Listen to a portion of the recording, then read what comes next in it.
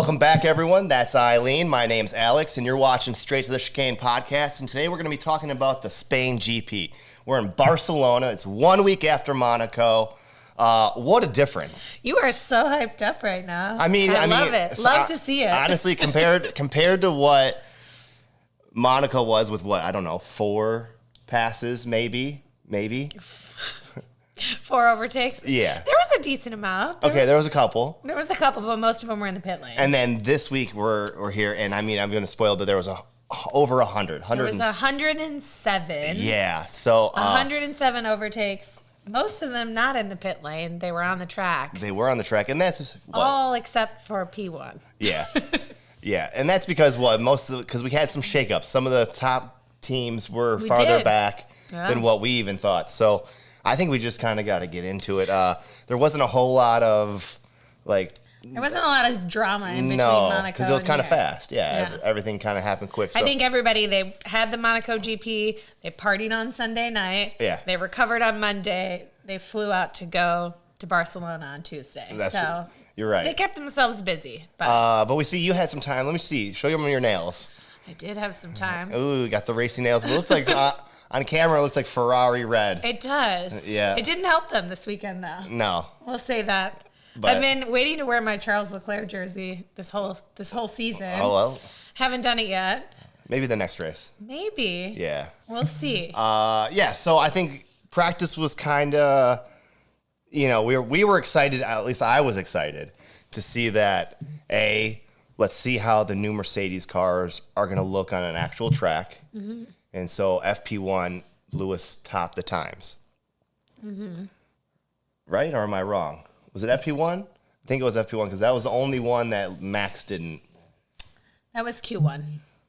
Okay, my bad. You're thinking of Quali. Oh, well, that's how much there was going on, I guess. Yeah, I mean, practice was pretty standard. I mean, the one thing I would say is we saw the tire testing this weekend. Oh, yeah. So there was a lot of shakeup with that. You're right, so I was wrong. Yep. So free practice 1, it was like, I don't know, we just really didn't get a whole lot of gauge of what was actually going to happen for qualifying, I felt like, because Mercedes ran test tires pretty much all the way up until the end of free practice 1. So they were like P19 and P20. You're right. They didn't even get the good times in P1. You're right. Yeah. So, I mean, it was pretty standard. I'm like, the one thing that we do have to comment on would be, of course, Mercedes. We wanted to see what their, actual upgrades were going to look like. But Ferrari brought new side pods this weekend, too, which I feel like we really liked the design of the Ferrari, swimming pools, a little baby, a little bird bath. It reminds me of... It was a cool look. Yeah. And then now they've got just, your standard side pods. So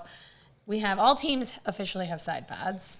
Yeah, and they're starting to kind of all look the same. There's a few... They're all looking a little Red Bull, RB19. Not all of them, but they're starting to kind of go in that direction, I think. It's interesting. Max was like, the next upgrade we're bringing is the no pod, so people can start going back to that because everyone's copying them. So yeah.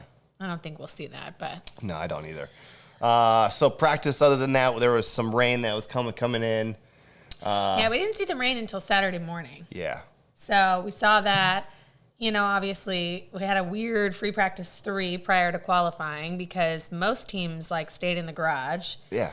They didn't want to risk it because, you just, of course, are going into qualifying a couple hours later, so you don't want to damage your car. So, and a lot of all these drivers have raced here a lot, so they already know the track very well. So, why risk it? Exactly. So, I mean, not really anything crazy. I feel like McLaren was looking better in practice, which was good to see for you. I don't know if you've just decided that you're not a McLaren fan anymore. No, I'm still a McLaren fan. It's just it's tough for us, so I'm just kind of keeping my mouth shut until I see some improvements. And honestly, I knew the car, and they kind of been talking about it. The car runs better in cooler, wetter temperatures. Seems like they perform better, and honestly, it's the drivers are able to perform better because it just evens the playing field, right? Mm-hmm. So it definitely does. So I think the car is not quite in high performance compared to Red Bull or even Mercedes or Aston Martin. They're just not there. They're I think what Lando has said, they're maybe the 7th fastest or 7th best. Yeah, team. well, he said that after the race yesterday. Yeah. And you know how he gets when he's had a tough day. But they did pure pace, one lap pace. One lap pace, they looked a lot better. So 1 lap pace in cooler temperatures, because when they went into qualifying, the track was like kind of refreshed because it had rained and everything like that. So they were kind of waiting for everything to dry out, and it did slowly dry out. It did. So yeah, much better weekend for McLaren. I feel like, I don't know how I'm feeling about McLaren. I'm still salty about the Ricciardo thing. But I will say, I feel like I want to support McLaren in IndyCar more than I do in F1. Yeah. And maybe it's just the driver lineup for IndyCar. Why is he going to be in it? I don't know the news. No, he's not going to be in it. Oh. Ricciardo's going to be back in F1. He's going to be at AlphaTauri. He said it will scare him, but I don't know. I feel like, I don't know. We obviously watched the Indy 500 last weekend, so just seeing what happened to Pato O'Ward, I feel bad for him. He was on track to win. He was close. He could have won. He was one of the top. Ericsson took him out. Yeah, but Ericsson didn't win either for that. So he didn't, and he's salty too. Yeah. So. Anyways, but yes, McLaren looked better. Bottom line. Yeah. So. So let's get to Quali. Yeah. So Quali. So Q1 cars are coming in alive. Track's slowly starting to dry out. Yes. And we never saw inters though, so we were on slicks right away. But of course, it was getting, your typical qualifying session where it's everyone's putting in better laps. And then it was red flagged. It was red flagged for for Bottas going into the gravel pit? Yeah. But he made it out. But I think they said that there was a lot of gravel that was on the track, so they had to sweep it. So understandably so, but still, I'm like, it was very premature, red flag immediately. So got red flagged right away. This is the session, the only session of the weekend that Max did not top. It's Q1. Okay. Now, it was very exciting for a Mercedes fan to see Lewis was at one with the car. George, not so much, but Lewis definitely was really feeling the upgrades, likes the track. Obviously, we saw that last year. Mercedes does always perform well in Barcelona, so... but he topped Q1, which was exciting to see. It was. And I was like, all right, cars looking good, feeling good. And, what else did we see? No, and so the weird thing is that there was quite a few cars that were going off because it was still kind of a little tricky for the slicks. Yes. And we saw that Fernando's car was getting not duct taped, but Fernando went off before his first actual lap too. So I think he was queuing up for his fast lap in Q1 and went off at that final turn. And damaged the floor pretty well. Yeah, pretty bad. I mean, they had the sandpaper out. They had duct tape out. Every session, too, it was getting duct taped. So it was pretty serious. And, there was definitely a noticeable performance decrease because he wasn't near the top. He was just shy. However, Max was just putting down times, a half a second to 3/4 of a second faster than everybody else.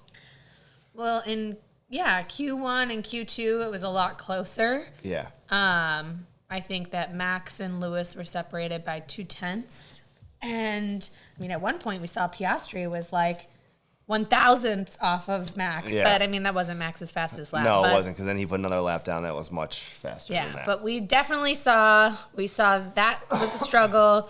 We saw, Alonso he did say, he was even with a damaged car, he felt like he just underperformed in Q3, and so that's why he felt that way. But, it was a bummer, his home race, to see that. So, yeah. But Q1, we saw who was out in Q1. Who was the, oh my God. So it was kind of weird because Perez, Leclerc, and a couple of the top teams were kind of falling back, and it was relying on, no time left in the Q1, and they're on their flying lap to finish it, and it's really up to how they do it. And Perez just squeaked in P15, and then Leclerc came around and didn't improve. No, it was P19. Yeah. P19. Crazy. And then you saw, still, we saw, typical was Logan Sargent back there, and I think even Alex Albon was out early, too. And Bottas. And so, now there is talks of Bottas. And Magnussen.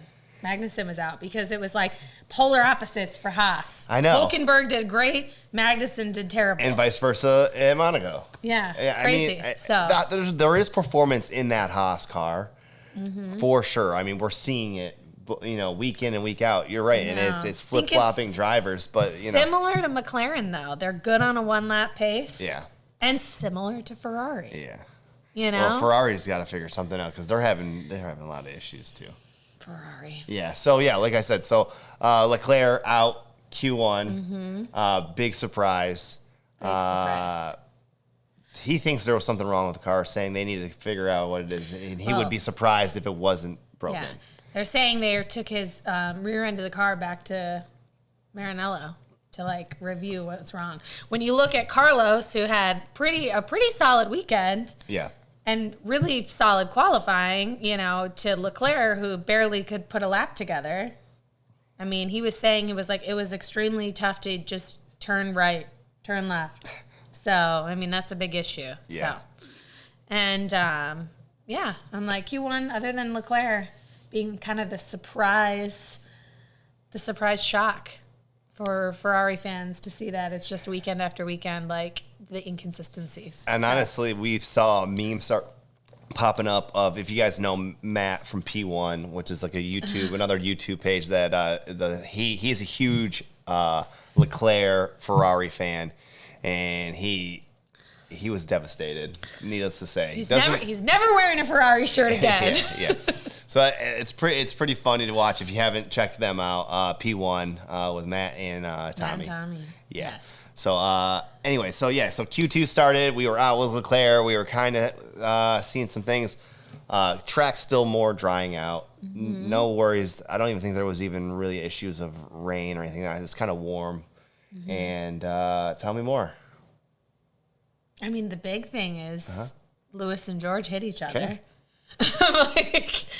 It was a pretty good session up until everybody, I think, was pretty clean. It was going back and forth. George still looked like he was struggling. Sergio was definitely struggling. Yeah. And so it came down to the last set of laps, a couple minutes left. What do you think was the issue with Sergio?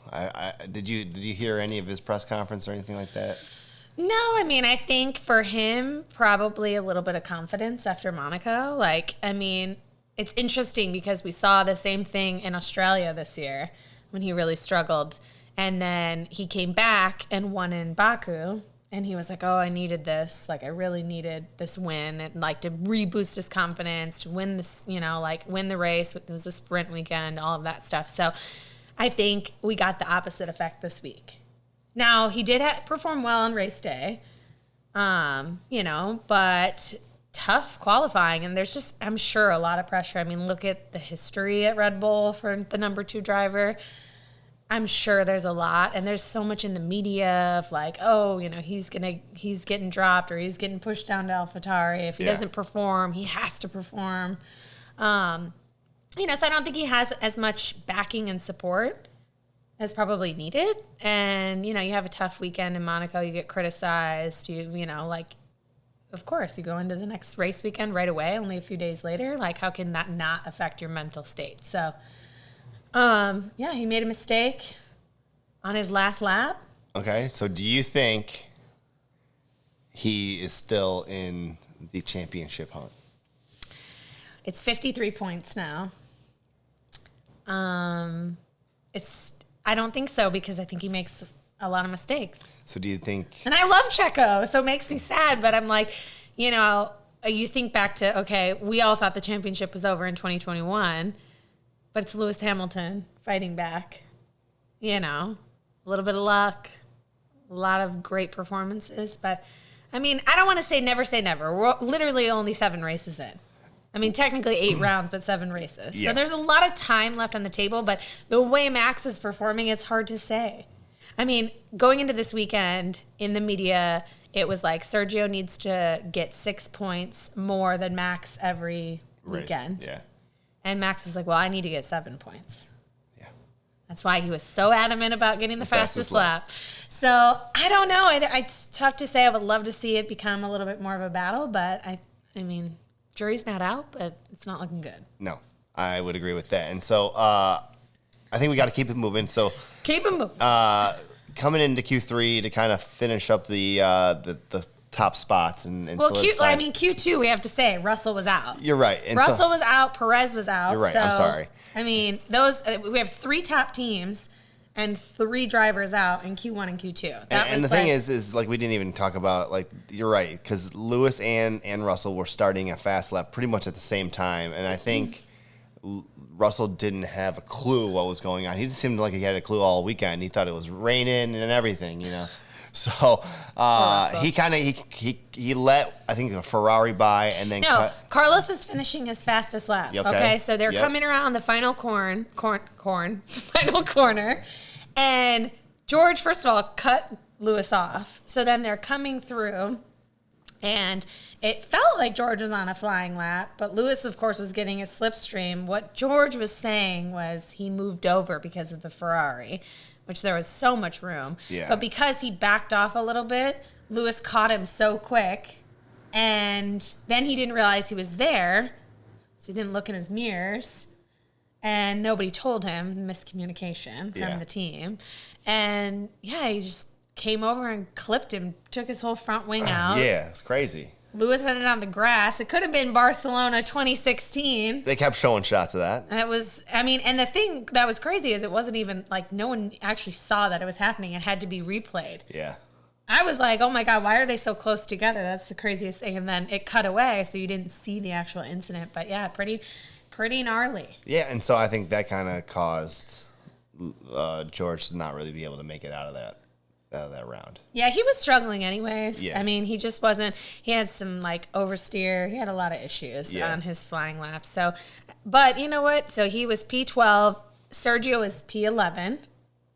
So going into Q3, it was looking pretty good, pretty solid, pretty groovy. That it was going to be Max and Lewis, P1 and P2. Yeah. I thought for sure. And then everyone from P2 down to P7, P8 was within 1/10.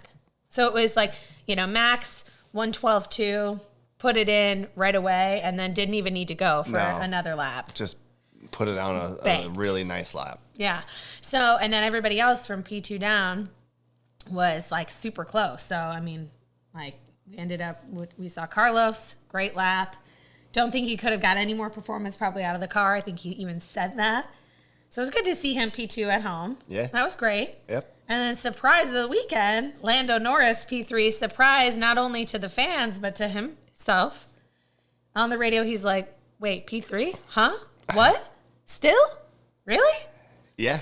So. Yeah, put down a really good lap. I didn't get to see his on board, but I'm sure he probably was perfect for him. Yeah, it was really good. He managed that performance really well. And so that kind of had me geeked, and I think I put down my predictions that he was going to perform better. Well, we both put that Norris was going to be P5. We were basically spot on with our predictions, which was, interesting to see. Okay. With Q3, we saw Lewis was P5. Pierre Gasly ended up, he did a little bit of impeding, Q1 and Q2. So he was handed 2 3-place grid drops. So he ended up P10. Yeah. My joke of the weekend was everybody wanted to qualify for their numbers. Max P1, Sergio P11, Gasly P10. I mean, there's only a few that lined up correctly. But so we saw that. We saw George get called to the stewards for impeding. Didn't get a penalty because it was within the team. Do you think that's fair? Is it, if we're going to be consistent across, does it matter that it's the same team? I think they have to take that in consideration. Yeah. Because it was an accident. It wasn't intentional necessarily. But then there are times when it is the same team and it has been intentional. Mm-hmm. So I think they have to take that into consideration. Yeah, it's interesting. Yeah. So. Okay. All right. So start of the race. Coming into the race, there was talk of possibly rain clouds, maybe rain hitting. Everybody was all preparing for rain at a certain time. We were so just geeked up every weekend. There's going to be rain. It just seems like. Well, I mean, it's that's the nice thing about Formula One. It travels around the world, and they have to deal with all the weather and whatever the environment involves, which is great. Yeah. They don't just play on sunny days. However, there are times when they don't run because it is too dangerous or whatever it is, or maybe they should have ran certain things at the time they said, or whatever. But yeah, so we got started. Everything was lining up real nice. We got 5 lights. Everything was good to go. Lights out. Max was pretty much clean right from the start on a set of mediums. Was he clean from the start? I feel like I have to add in that the Yuki Tsunoda and Joe incident that caused a penalty is being compared to the opening lap push of Carlos Sainz off the track. Because Max went a little wide. Carlos, kind of backed off. Yeah. And so Yuki is like, well, what's the difference between those two incidents? I mean, Max was, of course, aggressive going into that first turn. They both had great starts. Yeah. Carlos, I think he backed off a little. Not that Max wouldn't have got him, but just comparing the two. Okay. Yeah, I don't know. Everyone thinks the Yuki penalty was a little harsh, so. Probably. Yeah. Probably. So, but yeah, I mean, we saw Max take the lead right away, turn 1, and he was pretty much clear 1 second. But it was a clean opening lap again. Minus Norris. Threw it up the inside and shouldn't have. Lewis had a good start and was able to get kind of on the inside and get going and get ahead of Norris. Norris was on the turn and kind of was getting squeezed a little bit because of the front 2 were kind of braking and hit Lewis. Mm-hmm. So, well, he just, I don't think had any business to go up. They weren't side by side. He should have known it was Lewis's corner. And so, looking back at it. So other than that, yeah, it was pretty clean. And then that was the major hit. And then behind them was Russell. They were going 3 wide. And he decided to take the side route, which was able to allow him to pass a few people. He made I know. I don't know how I feel about that. I mean, because I was looking at the shot of it where it's like everyone else is on the turn, taking it clean, whatever. Because I'm comparing him to Perez, because Perez started 1 position in front of him. Yeah. Russell finished 1 position ahead of him. And so, I mean, they both had great races from a charge perspective from the back. But, I mean, he was able to clear 5 cars in the first, turn, basically. Yeah, well, they investigated it and they allowed it because I guess it was pretty clean and he had nowhere else to go, and first lap incidents allowed, I guess. I don't know. Other than that, things are shaping up and kind of we saw Stroll was kind of in the mix too because he was right up in there. Stroll got past Lewis, I think, on the first lap. He did, because of all that kind of incident that happened with Norris. It just kind of allowed the pace of Stroll. But however, Aston Martin, both their cars kind of weren't really fully there here. Yeah, they didn't look as fast. No. They weren't as fast, and they didn't and so I think lap 8, Lewis was able to pass Stroll again and get into the mix in the top 3, and then it was just a matter of time before he passed the Ferrari with Sainz, because Sainz just seemed to kind of struggle with pace. He said he was good on pace, and then his team kept asking him to pick up the pace. Yeah, he was like, "No, I'm doing good," and they're like, "Okay, go faster." Yeah. I think they need to be more direct. I don't know, but I think that that car is still burning tires. Obviously, there's still an issue with the other Ferrari. Yeah. And Max just kind of ran away with it after that. Yeah. Well, Max was just building and building and building, and just, we don't even see Max during the race weekends anymore. Like literally, maybe we get a little bit of interaction from his team radio, which is normally pretty interesting. It's Max always puts on. Max and Yuki are the best team radios, I would say. But other than that, we don't really see him. He's not involved in a lot of fights.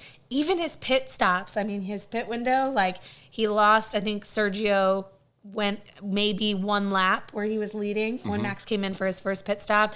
And other than that, he led pretty much. He led every lap. He had a grand slam this weekend. Duh. So, I think it's his 3rd grand slam. It is. Which means what? He led every lap. He Q1, pole position, win the race, fastest lap.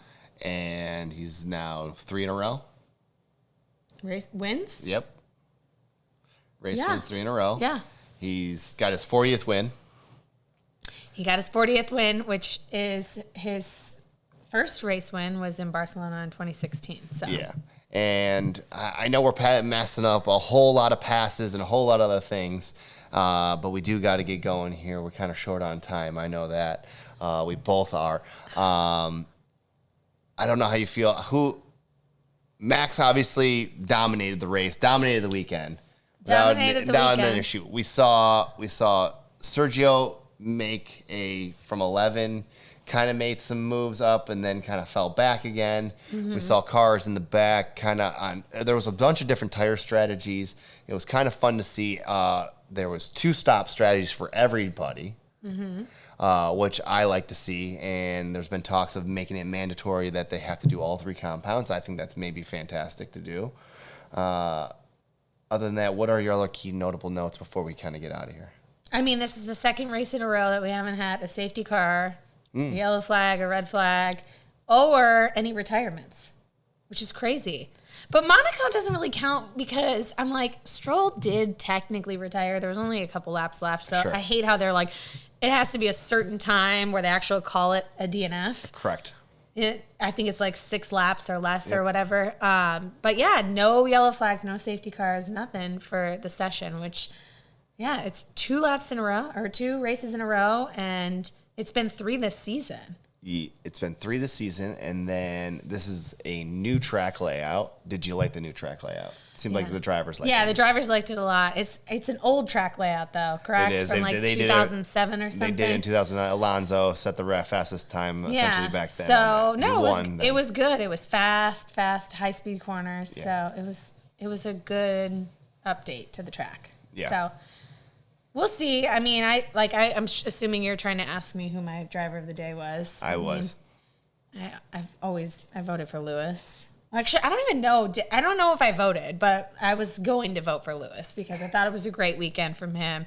Good to see him won with the car. I feel like he was in control the whole race. He did have some good overtakes. I mean, just the 2, but they were too crucial after an incident where he got hit and he didn't get any puncture or anything like that. Yeah. And good on pace. And there was moments where I was like, oh, man, maybe he's starting to kind of take some time off of Max, but then it just wasn't there. My driver of the day for sure was George, other than his sweat issue. Other than the rain that was only in his car. Yeah. I think he performed really well. He did, Took advantage of all the things he was able to take advantage of. Yeah, he looked good. And then Max was kind of pushing the limits on all of the white lines. He got the black and white flag for 2 different turns. And I think, that's something that he always does. He's pushing the limits always. And he even was told not to and still pushed it anywhere and went for fastest lap and got it. Mm-hmm. So I think they did laugh after the race, though. They did. I think he's dominant. I think his car is phenomenal right now. Well, yeah, he even said it. He's like, it's so enjoyable to drive this car. Yeah. I mean, how can I be mad about it? The car was on rails this weekend, so. Yeah. So I think that might be it for me and you. We got to get out of here. We got to go to work. We got real jobs other than this, unfortunately. Oh, I want to talk about F1. I know. But we'll see you guys in a couple weeks, 2 weeks' time, roughly, and that is in the Montreal, Canada. Maybe we might go. Without looking at it. It's an 8-hour drive, and the tickets are cheap. Yes. We just need to really solidify it. So that's what we're going to do in conversation overnight. So that's it for us. We'll see you guys soon. Thank you for paying attention and watching. If you've made it this far, thank you. Like, subscribe. We enjoy Formula One. Eileen, thank you. We'll see you next time. All right. Bye.